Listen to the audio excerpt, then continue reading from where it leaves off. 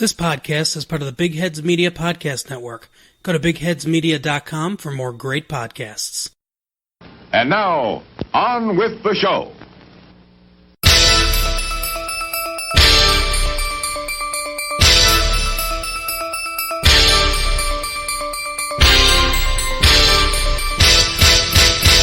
Hey everyone, welcome to... We're watching here. This is Opinionated Movie Talk with Chris and Perry. My name is Chris Williams. With me is the vanity to my sloth, Perry Seibert. How are you doing, Perry? I'm so happy I'm not sloth. Not that I think you are, but I'm just so happy it's not me. I am totally sloth, especially these days. How are you doing? I'm good. All is well. All is thankfully unchanged since the last time we spoke. Good to hear. I'm really excited. We're starting our first miniseries today, which I think will be a lot of fun. We're doing 5 from 95, which is our 5-week look at 5 movies turning 25 years old this year. This week we're going to start with David Fincher's Se7en. But before that, Perry, what have you been watching? I stumbled across something that I didn't know existed. Thanks to I watched Shockproof, which is an entry in their, I think it's still up, their list of, it's a retrospective of early Douglas Sirk films, the films Sirk made before he made all those great melodramas in the 50s. And it's a crime film that was co-written by Sam Fuller. And it's this amazing, not Frankenstein's monster, but not perfect melding of their two sensibilities. It is this really great, gritty, B-ish crime movie about this woman who is paroled from a murder conviction.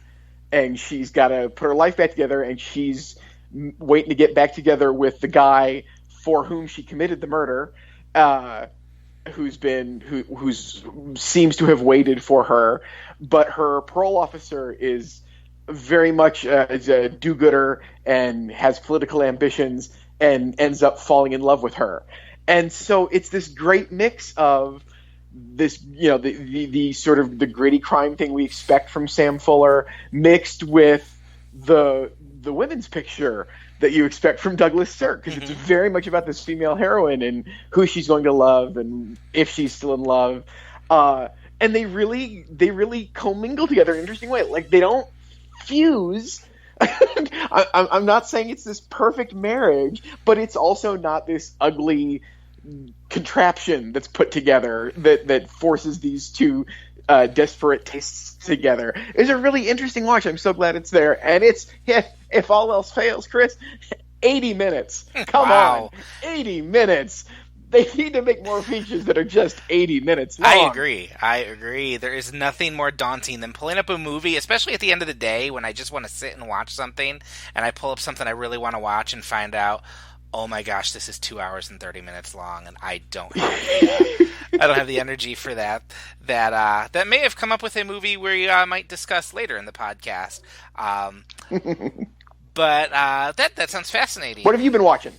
I was going to talk about the Ben Affleck basketball drama, The Way Back, but I will just leave my review in the show notes for that, because last week, it was actually the day after we recorded the episode that just came out last week.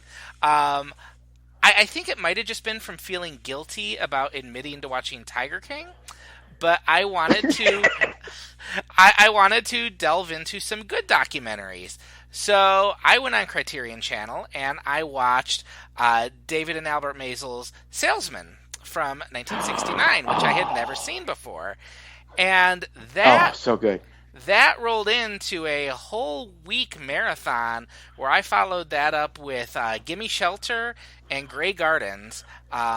All 3 films are fantastic. I had never seen any of those 3 before, and I am so glad that I took the time to watch all of them, because that is some great documentary filmmaking there. Those are 3 films. Obviously, Salesman follows Bible salesmen as they are traveling from Boston to Florida and trying to make a living that way. Gimme Shelter is the events surrounding and including the Rolling Stones playing at Altamont. And then Grey Gardens is the story of two former socialites who are just kind of wasting away in this dilapidated mansion.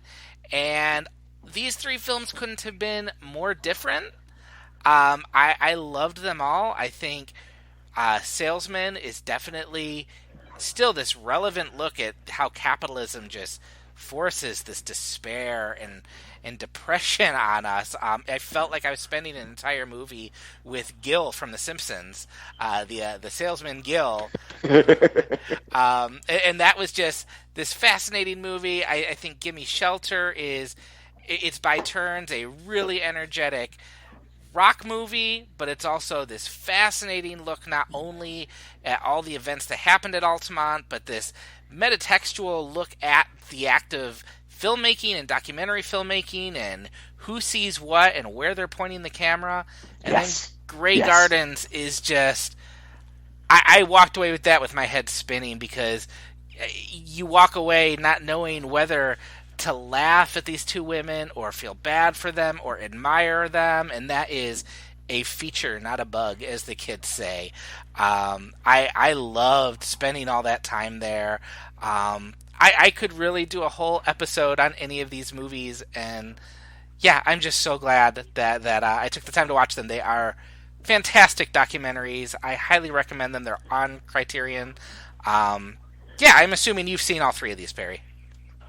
When we did our documentary episode last year, I would have put any of those three in my top 3 documentaries of all time, and I simply chose them because I chose documentaries that just struck even more personally for me. That's the only reason they're not on the list. Those are spectacular movies. I love all of them. Gimme Shelter has one of the single... I have a certain amount of boomer sympathies. I'm a boomer friendly Gen Xer. I don't mind them, unlike many people in my generation. But even I can laugh wholeheartedly and full throatedly at that moment in Gimme Shelter as this perfect representation of everything that was wrong with the late '60s when they're explaining how Marty Balin got knocked out by the Hells Angels, the one who was playing with the Jefferson Airplane set beforehand, and other members of the Jefferson Airplane are explaining this to the Grateful Dead, and I think it's Jerry Garcia, it might be Bob Weir, I forget at the moment, who gets told the story, and the dude is super upset about Marty getting knocked out cold during their set, and he's all upset about this, and he finishes the story, and there's this pause, and then one of the guys in the dead goes, "Bummer." Yep. And it's it's so good. It's such an amazing moment. and yeah, Grey Gardens is one of those films that it is amazing to me how many films are so obviously owe their complete existence to it and miss what's best about it. Like you said, it's not making fun of them. It's not celebrating them. It's just taking them in. These are interesting people. They're not interesting because they're a train wreck, or at least they're not interesting only because they're a train wreck. And it's just an amazing profile of it is. It leads the way for the I'm blanking. Thin Blue Line. Oh, Errol Morris. Yes. It leads the way for the early Errol Morris stuff to me. Yes. Like, he's the only one who sort of got it. Yeah. And did something with it, advanced on it in any way. But yeah, Grey Gardens is those are 3 spectacular movies. And all 3 of those movies are available on Criterion Channel. We don't get a penny for this. We're still paying for Criterion Channel, so take our word that these are worth checking out. I have to say, I was very honest about the fact that I had a Criterion Channel subscription for a very long time that I did not use. And this year I've started to use it.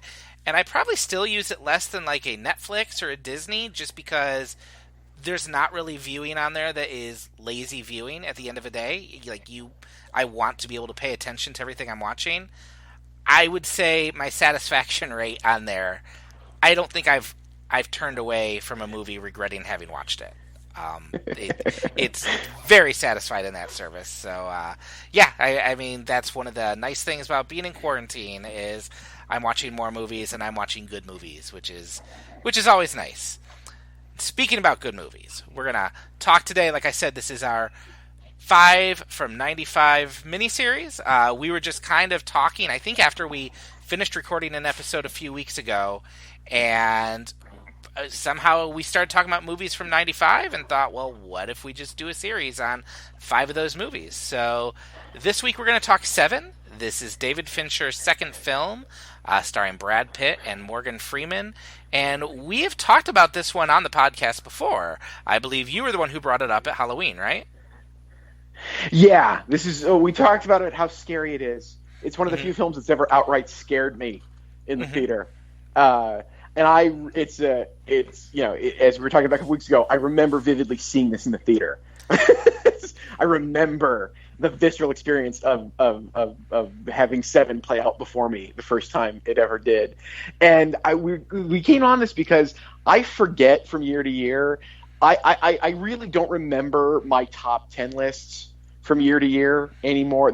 I treat top 10 lists very ephemerally. You know, my opinions change easily, and so I don't often retain them. But boy, 95 really I remember my top 5 films of that year. 4, sorry. Top 5 that year, really clearly. And it's and when I mentioned them, we both had this is the one we both locked in on immediately. With you agreeing with me that this is one of the best. And yeah, I love that we're doing this. We're going to talk about a couple of more films that I really truly love from that year. Yeah, and there's even a few. I'm sorry. Your request. There's even a few coming up that we're going to talk about where I'm not even sure it's a great movie, but I'm really excited about the conversation we're going to have about the movie because I think they're really indicative of certain filmmakers at that time. So I think it's going to be really fun. You said you saw this in the theater when it came out. I can't remember if I told this story on the podcast or not. I know I've talked about my dad before, and he would do the scary movie nights with us, where he would pick out really, really bad choices to show to kids, like Texas Chainsaw Massacre at age 10. And I was a little older, 95. I would have been, I think, a sophomore in high school, sophomore or junior, depending when it came out or when I saw it. And it was one of those nights, my mom and my sister were gone. It was my dad home with my brother and I. And so he sent us to the video store to pick up a movie, and he wanted us to get 12 Monkeys. And it was not in. And so he's like, well, if they don't have that, get Se7en. So my dad had some Brad Pitt thing going on at that point. But we got Se7en, and we popped it in, and I remember...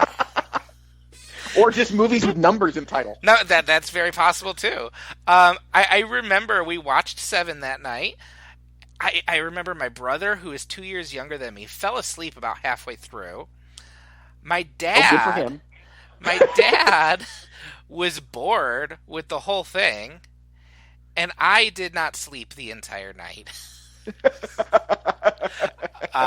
It definitely was a movie that the first time I saw it, it was, I mean, for a kid who was pretty sheltered from what he was able to see, except for those few weekends, I mean, to have Se7en thrust upon him and have to make sense of everything that movie is saying and all the implications of that ending, there was not sleep that night. I think it was another 10 years before I tried to watch it again, at which case, you know, it still got under the skin, but this time the right way. And I think this time for this rewatch was maybe only the third time I've seen it, but I'm really glad I did revisit it.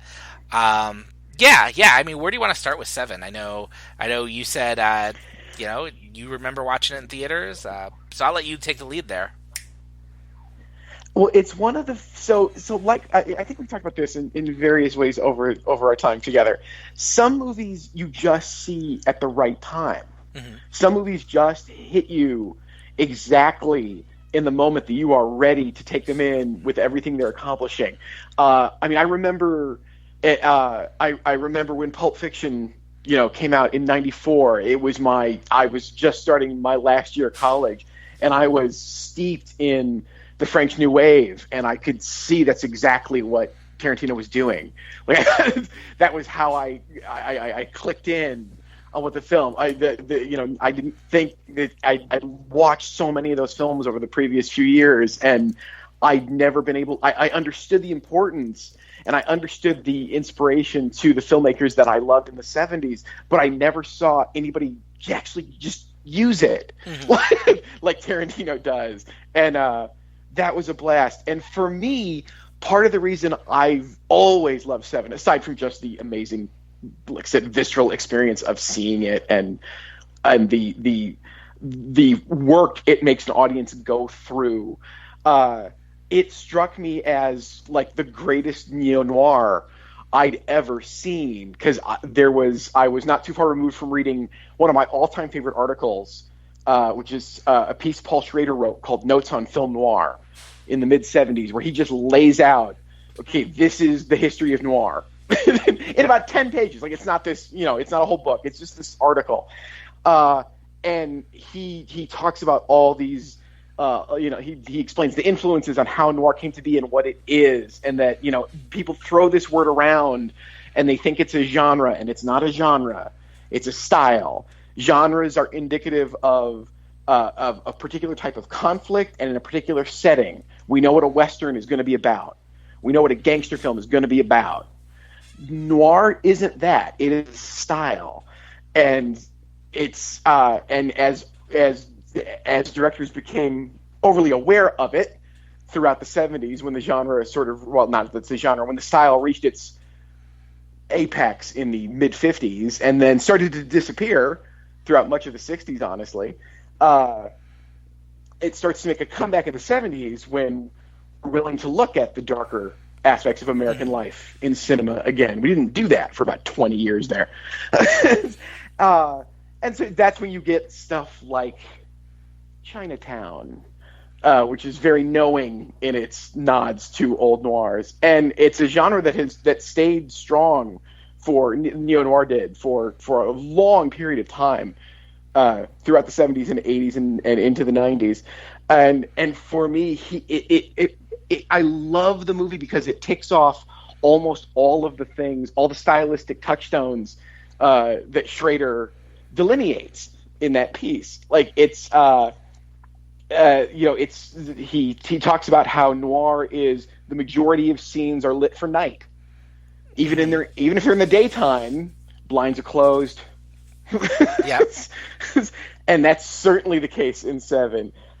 He talks about how oblique and vertical lines are favored over horizontal lines, and that light comes in really odd places, in really odd ways in these films. And while this film is gloriously photographed, as all Fincher films are, that's there. And when you cut up the space like that with light, it makes it impossible to believe anybody. No one seems important. Everybody seems as if they're being swallowed by the space around them all the time, which just adds to the tension and the feeling of helplessness. He writes about how the compositional tension is preferred to physical action in noir films. That it's not about movement; it's about how does it look. It's a style. And this always struck me because my least favorite sequence in the entire movie is the chase, the foot chase. The one time they see him briefly when he's got the gun. I don't know if you remember. It's a terrible it's my least favorite sequence in the movie. It's the only thing I wish wasn't there. I understand why it is, but it's always bothered me. And it's because, you don't need it. You guys, it's incredibly scary to go into the library in that movie. Because of how it's composed, and so all of this stuff just the Freudian attachment to water. That is one of the most wet movies I've ever seen. Se7en is it's always raining. Yeah. Even indoors, it feels like it's raining. And that whole idea of the space you are in is a threat, at all times. You are not, no human stands out. No human can rise above what they are sucked into. And Se7en even does it with the sound design. There's dialogue that's purposefully unintelligible. Mm-hmm. Because you think there's a dialogue scene where you're supposed to be understanding something, and it is impossible to understand what they are saying, even when when someone's the only person talking, and all of that. It's one of those films where I sat in awe of what he was accomplishing, and at the same time I was horrified, correctly so, as I was supposed to be as a viewer, over what I was seeing. It was one of it's one of those times where you're just overwhelmed by both the what and the how, and that doesn't happen all the time. And so, yeah, that's why it's one of the many reasons it has stuck with me forever and ever. Yeah, it's okay. Like I said, watching it again, and I don't know, did you rewatch it for this, or have you seen it enough times where you're pretty okay with it in your mind? I haven't. Okay. I haven't. It's been a few years, but I know it. I know it well. Yeah. The thing that stuck out, and I actually just by chance a few months ago, I think it was right after Christmas, I was browsing Barnes & Noble, and I saw a DVD of Se7en, a Blu-ray of Se7en, on sale for like $10. And I'm like, oh, maybe I'll watch this again sometime, so I'll pick it up. Not knowing we were going to do this, but so I watched it, and yeah, the thing that you say that stands out, this is definitely a movie where the atmosphere matters so much more than whatever's going on in the story. Like, the mystery itself almost seems beside the whole point, because they don't really even solve the mystery. Like, it comes to them at the end. But what really sticks is just this is a movie where, and I feel like I've said this about another movie before, but everything appears to be rotting. Like, the whole world just appears to be rotting and falling apart and wanting to smother you. Like, it is, like you said, it's a wet movie, but it's also... It's that yellow color where everything looks like it's going to give you dengue fever. Like, it looks like if you cut yourself outside, you're going to get a disease from being in that city. And it's just this idea that there is some evil overtaking that world. I think it's really smart that I hadn't noticed this before, but they never name the city they're in. There's no. It's not New York, it's not LA, it's just this city they're in. It could be anywhere, and it just feels like it's this city where everything has gone to hell. It's kind of stuck in time because there's a lot that goes on that implies it's modern day, but the style of that movie is almost stuck in the 70s or even before that. It feels like a city that just isn't moving on. And that, like you said, the rain. Like, there are scenes where I think they're outside walking and it's not raining, but 2 seconds later you can just depend that rain is just going to drench everything. Yeah. This is not a fun movie to watch at night on your own. Even when you've seen it before, like, it makes you feel icky, like, rightfully so. But yeah, I mean, I've always loved that about Fincher, that he makes you feel his movies, and this is just one. It's sticky. It just burrows into you, and I mean that's so much more terrifying than the brief glimpses of violence we get. And like you said, it's more compelling than the action scene. The one action scene, which I agree is kind of this just lackluster foot chase that doesn't really add much. And it's more terrifying to be stuck in that car with Kevin Spacey at the end of the movie. Even in real life, that would be terrifying, I guess. But but like that ride at the end out to the desert is more terrifying than that foot chase is, because you have no idea what's coming, and if you've seen the movie, you know what's coming, and you still want to stop it. So yeah, this is well, and it's because of all the things we talked about. Stylistically, mm-hmm. we've spent 2 hours in physical spaces where humans don't matter, mm-hmm. where they do get swallowed up, where they are unable to be heard, and then he throws them in the desert for this ending where it's nothing but bright. Yeah. And everybody can see you, and everybody can be clearly heard, so that there is no mistaking what you are supposed to experience at the end of the movie. Yeah. And one of the many reasons it is so unsettling. And that's a mild word for it. Unsettling isn't a fair description of the emotional response at the end of Seven, but it's the one apparently I'm stuck with tonight for some reason. But yes, it is a gloriously composed movie that works. The story does work, even though, as you were saying, right, these guys don't solve anything. No. They are simply trapped, and it plays into so many amazing. Going back to that Schrader article, he talks about how one of the quintessential things about noir is it is about a hero who is obsessed with the past and the now and afraid of the future, and that is Morgan Freeman's character to a T. He said, he says, we're not doing this for anything later. We're just doing this because this is what we do. And Brad Pitt thinks he can save it, thinks he can stop and help the future.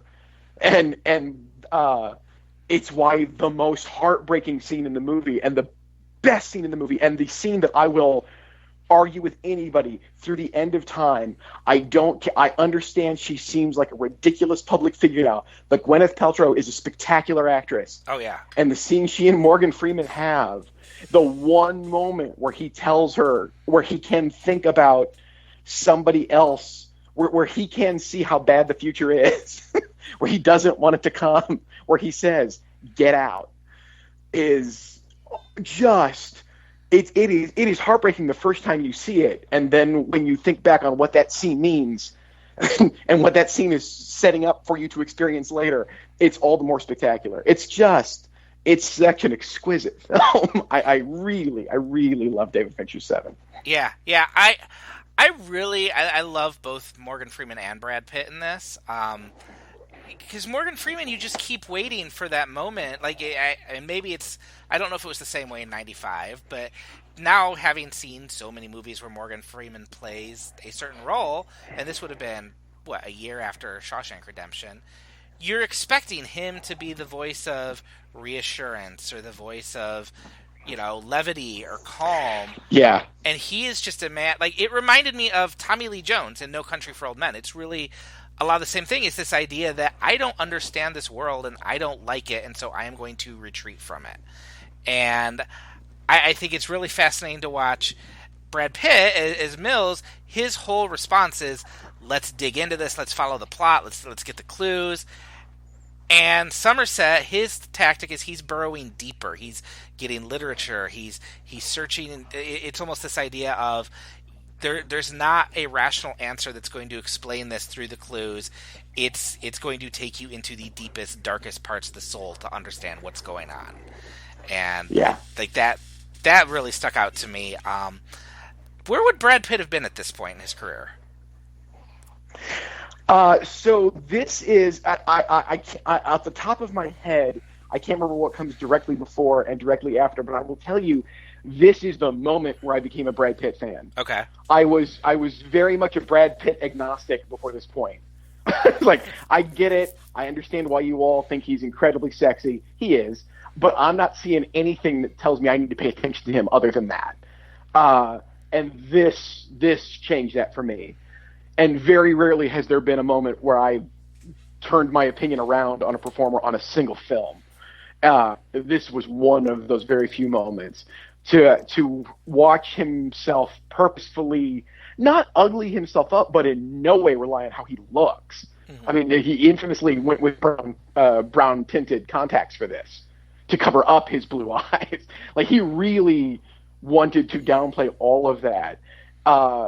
And to let himself be so ugly on screen, and to give himself over, obviously, to a director that he trusted so much, obviously so, since they've worked together so many times since. They obviously had a fantastic working relationship on this movie. And it was remarkable to me to watch somebody come into their own like that. In this movie, if you tell me, I did not believe at all that Brad Pitt was an actor in the word in the way that I like to use that word until this movie, and I was like, oh, you're making really smart choices, and you're much savvier than I thought you were. All right, I want to pay attention to you. I'm in with you, Mr. Pitt. What do you want to do next? I'll follow along with you. Yeah, I'm looking up his filmography right now because I think this would have been the first time that I would have noticed him in anything. Because I would not have seen Cool World. I can tell you that. But I saw Cool World. Oh, did you? You're the one. I remember seeing Cool World in the theater. Yeah. Yeah, I'm looking at the movies he would have been in, which a lot of them now, I know a lot of people who love A River Runs Through It and Legends of the Fall. But Se7en would have probably been the first one I saw with him. Watching it now, I had forgotten how good he is at trying to play a tough guy who is extremely insecure. That's what really struck me this time. Yes. Is how insecure he is that maybe he's done the wrong thing by moving to this city. He knows his wife hates it there. He knows that his new partner, who he's replacing, does not like him. And it's just this feeling like he has to prove himself, that he wants to prove he can make some sort of difference, and it just keeps dawning on him that that's probably not going to happen. And it's such there's a vulnerability he brings to that is really good. I like him a lot. I think Gwyneth Paltrow, she is... I mean, she has to be in this and has to be that pure character because there has to be something worth looking at in this world and saying that's worth protecting and worth utterly ripping your heart out at the end with where it all ends up. I was really taken by her as well. It's not just that scene in the diner, which is fantastic, but there's also... Oh, yeah, no, it's the whole performance. Yeah, the dinner they have before is really good, too. It's that scene in every cop movie where the cop and the partner have to bond and, over talking over the case, but she just injects so much humanity both into Brad Pitt's character, because you see a new side of him, but it brings something out of Morgan Freeman that I think that's the moment you start to see him start to give a shit, which is... kind of his arc in the movie is coming out of apathy. It's both all really good performances. It always surprises me too. This movie, I think, occupies such a big corner of my mind from keeping me up all night that I forget this is not a movie that shows you a ton either. Fincher's really good at choosing what to show you and what to leave to your imagination, and that stuff he leaves to your imagination is often even worse. Mm-hmm. This isn't like I had this picture in my mind of this gory, sadistic movie, and it's certainly disturbing, but it's really effective how he knows to cut away, just with the sloth one, which is probably the part of the movie that still to this day just unnerves me. But he knows just enough to show you. The hell of an opening. Oh. He shows you just enough of that guy's face for it to burn on your skull, burn on your brain, and then he cuts away, and you're just left with that.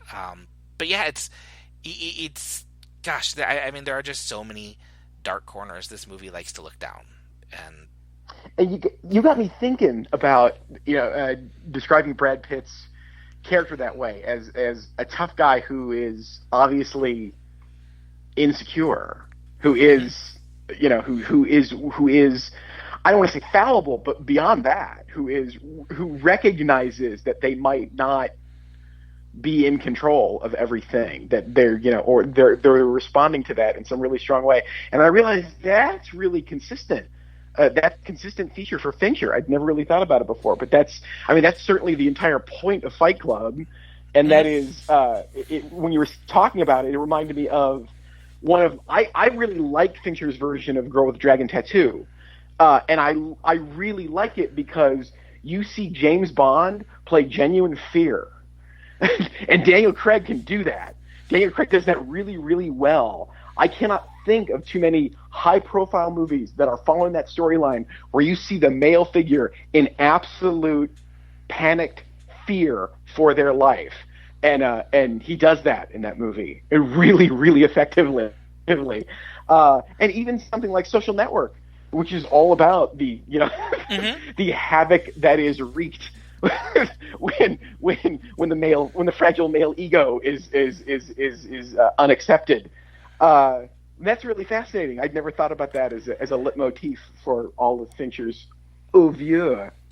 Yeah, I mean, and I hadn't thought of that either. I was seeing it in Brad Pitt here, but I mean, that's really what just stuck out with me. That ending to the movie too, just still like, even it might be worse when you know what's coming, but that final 30 minutes is just, it's nerve-wracking, and you just feel the sickness in your stomach. From the moment Kevin Spacey shows up, you just feel this sinking for the whole rest of the movie. And I'm still shocked, 25 years later, that the movie ends the way it does. Like, that someone let him do that. If I remember correctly, this is a script that went through a bunch of revisions. People wanted to make it. I remember an article in Premiere, within the year of it coming out, saying that the film everybody's been trying to redo is Rosemary's Baby. That's been the benchmark that everybody's trying to come up with the next Rosemary's Baby. Just a smart adult horror movie.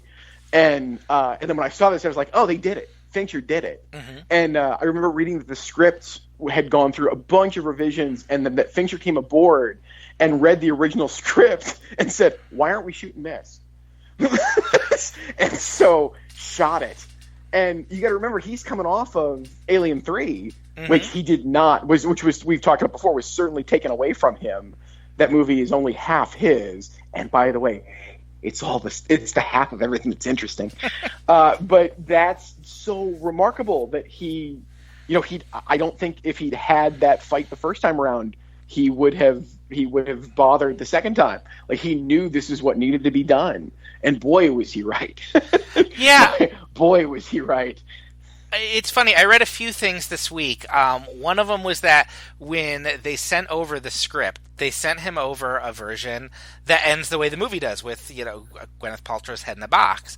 And so he shows up to talk about the movie with the execs at New Line and with Andrew Kevin Walker, and he's like, yeah, so the end with the head in the box, that's really interesting. And like, oh no, we've rewritten that since then. That's not the that's not the ending. He's like, well, that's why I was interested. And Brad Pitt apparently had it in his contract too, like, hey, this is the movie I signed up to make. It has to end on this note. But I know they storyboarded several different endings. I know there was talk of putting Brad Pitt's dog's head in the box instead of Gwyneth Paltrow's. And you need that ending, though. This movie doesn't work without that ending. It doesn't unsettle you the same way. And I think that's what every movie that followed after Seven, there were so many movies that tried to be the next Seven. And I think all they knew was make it look grungy and have a twist. And they missed the fact that the only reason there's a twist in this is because it's consistent with the point and tone of this movie, which is the bad guy wins. And this world is falling apart, and this world is getting awful, and it needs to leave you with that gut punch. It's there for a reason. Which is what kept me up at night. I had always seen the final line in the movie, which is the William Faulkner quote that Morgan Freeman gives. I had always seen that as kind of the little hopeful button at the end of the movie. But now watching it again, I'm like, you don't have that little bit of hope from him without John Doe winning, which is the whole point of what John Doe is trying to do, which makes that ending very unsettling to me. And it passed over me the first two times. Like, I think I just so wanted a little breath of fresh air that I'm like, just willing to accept that. But watching it again, I'm like, oh, and that breath of fresh air is really pretty rancid. Like, because, it doesn't happen without the bad guy winning. And, that's an unsettling end. And It's a deeply philosophical film. It is. It really is. It is an aesthetic presentation of necessity. Might be too strong a word, but the necessity to understand and accept what we have defined as evil. Mm-hmm. that it's going to exist. What can we do about it? It and the answer doesn't fit any comfortable social definition that we've come up for that yet. Mm-hmm.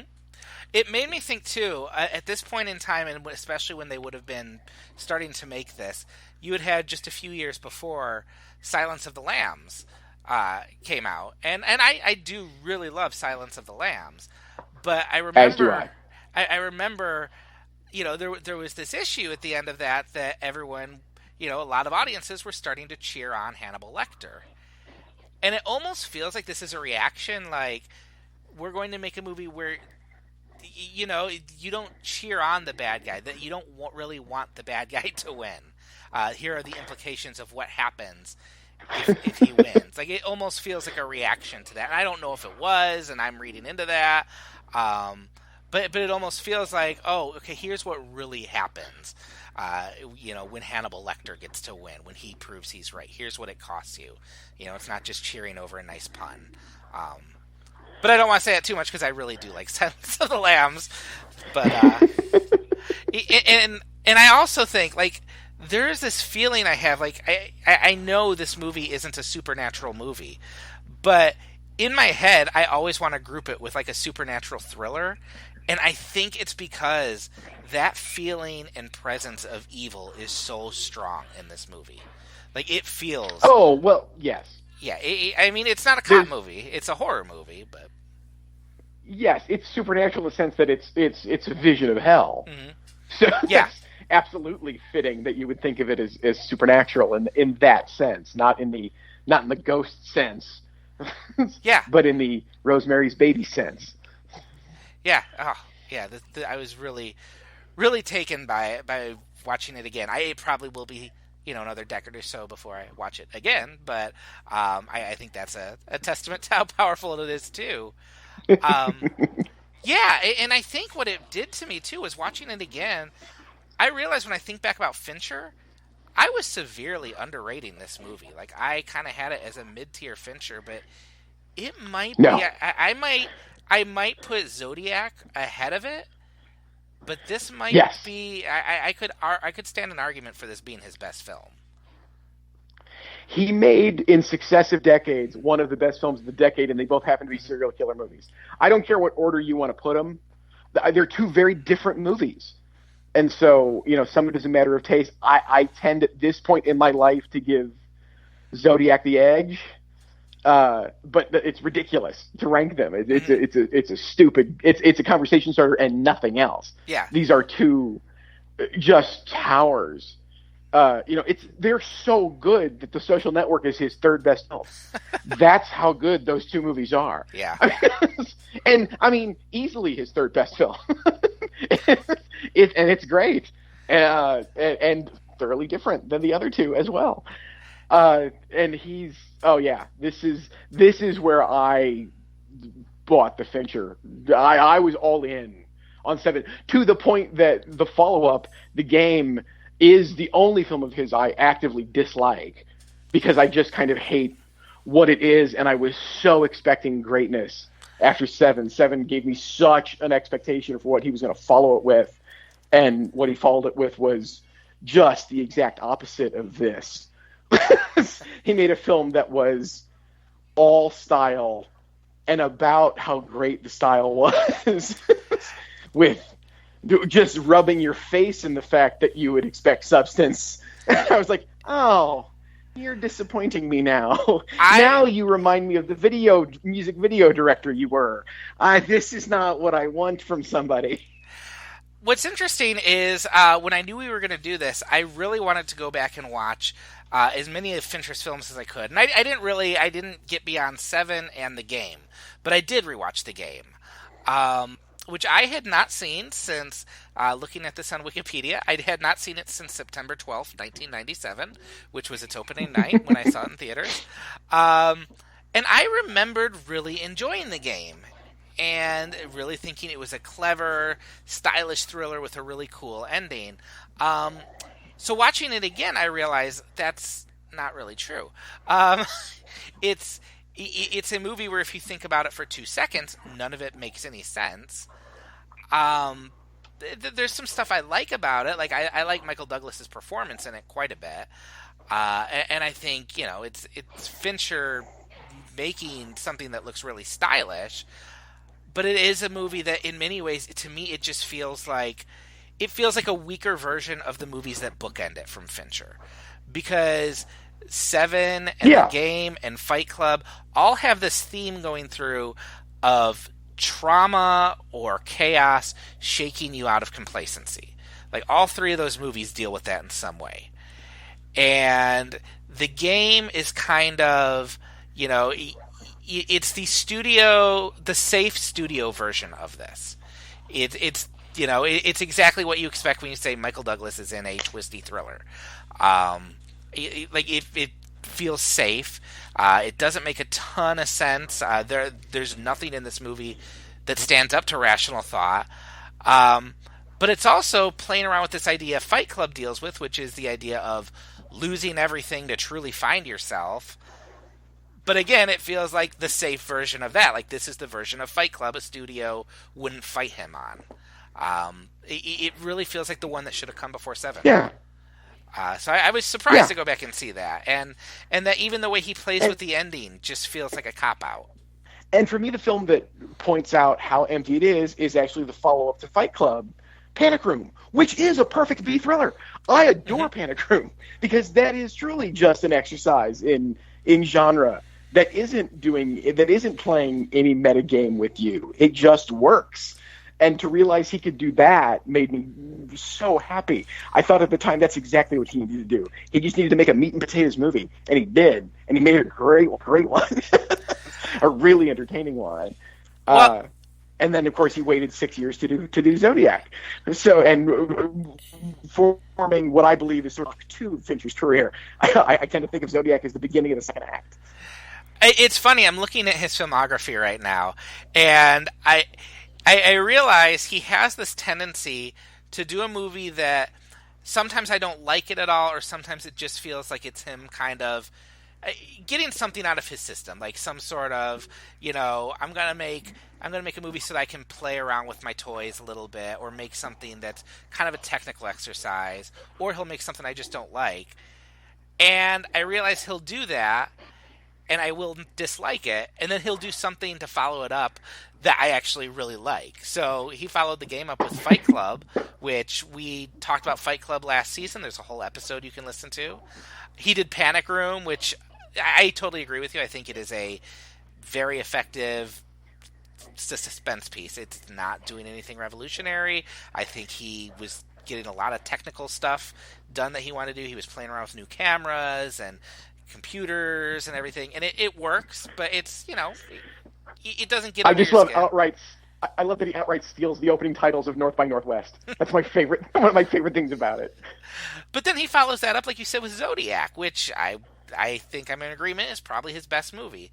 He did Curious Case of Benjamin Button, which I don't like, and I will go to my grave saying that there should have been a 6-foot-tall infant at the end of the movie. But he did that. I didn't really care for it, but that kind of cleared whatever he had to get out of his system to do The Social Network. I don't really like his Girl with the Dragon Tattoo, but I love Gone Girl. So, and then we'll see what happens with Mank. Yeah, I'm fond of. Like I said, The Game is the only one I don't like, and like we're sort of ignoring Alien 3 altogether, which is the only thing reasonable to do if you're talking about Fincher. It's worth a look, just as a wow, this is a mess. Yeah, that part was good. It was Fincher's part. I don't assign it to him even. I think of Seven as sort of his, or at least 1.5.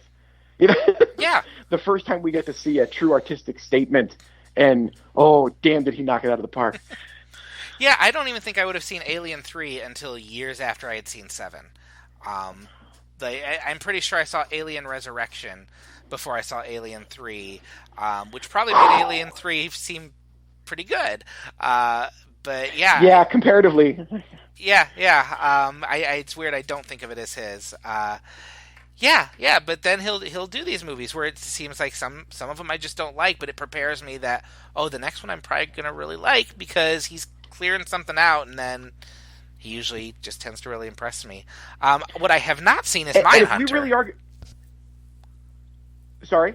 Oh, what I have not seen was Mindhunter, his TV show for Netflix. I was just going to say, if we're going to run down his directorial stuff, you gotta talk about Mindhunter, which is brilliant. I adore those 2 seasons of Mindhunter. I think they really accomplished something even harder to do in that format than a movie format, in that he presents you with a situation you have seen and finds new notes to play in it that don't violate what you expect, but just illuminate aspects of the characters in ways that are really surprising. And it's really spectacular because it focuses very much on one. There are 3 main characters. One of them very much feels like the lead in season 1, and I was wondering how that would play with season 2. And season 2 shifts the focus to the other 2 in really interesting ways. I adore Mindhunter. I cannot recommend Mindhunter enough. Now is the time, Chris. You're home. You got 20 hours to burn. I will Trust have me, to. They're all worth it. It's really good. Okay, and what you just said might have intrigued me, because I think I know I tried to watch it and I got halfway through the first episode, and it was probably one of those nights where it was like, I have an hour, I'll try a new TV show. And there was something about Jonathan Groff's character that just bothered me so bad. Like, I just remember thinking, wow, this guy is very bland. And I usually like Jonathan Groff quite a bit. And I had a few friends tell me, no, you gotta stick with it. He's actually pretty good. Yeah. But, yeah, Mindhunter had me because I am a sucker. I think we've talked about this. I am a sucker for hostage situations in movies. I think this is just one of the most inherently fascinating situations you can write and direct and act, and every possible angle. And the opening scene of the entire series is a hostage negotiation that does not end the way I expected it to end. And so they had me. they had me at hello. I was all in on this show right from scene 1, and it did not disappoint. All right, I will have to go back and look. You're like the third person who's told me go back and give it a chance, and so I definitely need to do that, because it does seem a show that's right up my alley.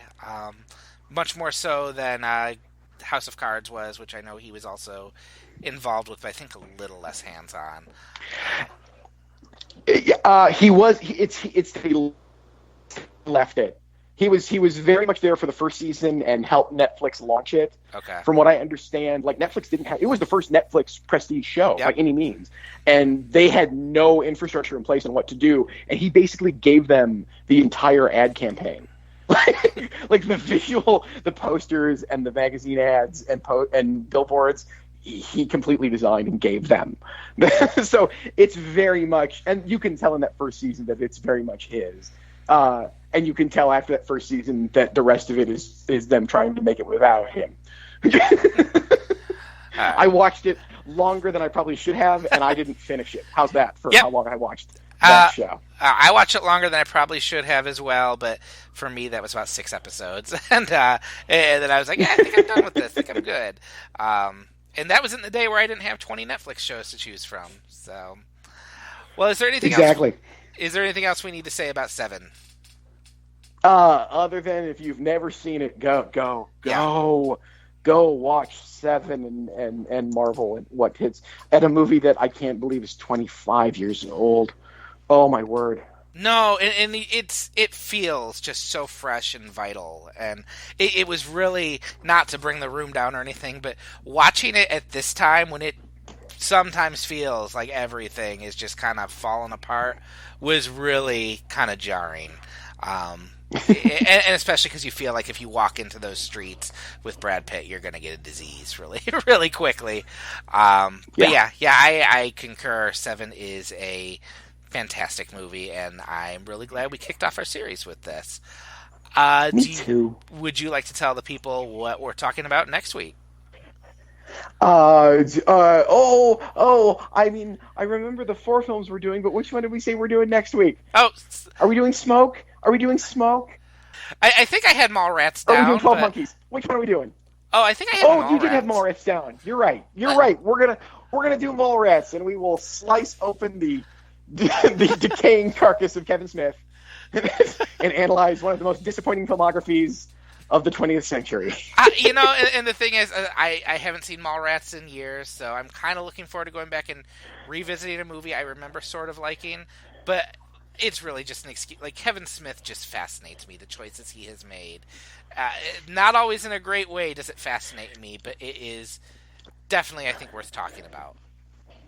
So, and we're talking about it at a good time. I have not seen this since I saw it in the theater. Well, you need to see it now because he just announced the sequel's coming, baby. Yeah, right. That needs to happen. So that'll be next week. Well, I'll respond to that. I'll respond to that next week because I already know exactly what I want to say. All right, looking forward to it. That'll be next week. In the meantime, Perry, where can people find you? You can find me on Facebook. You can find me on Twitter at Perry Loves Film. You can hear me on 1290 a.m. in the Ann Arbor area every Friday morning talking about whatever I've been up to viewing-wise with Lucy Ann Lance on the Lucy Ann Lance Show. And, you can't find me at the theater nowadays. But, you hear that frantic clicking over the Criterion channel? That's probably my thumb on my remote control. Well, you can find me online at Mere Christianity on Twitter. You can find me on Facebook. You can find me reviewing movies at BHM Pop Culture. And other than that, you can find me alternating between my living room and the family room as traffic allows. So we will be back next week to talk about Mallrats. Snoochie Booches.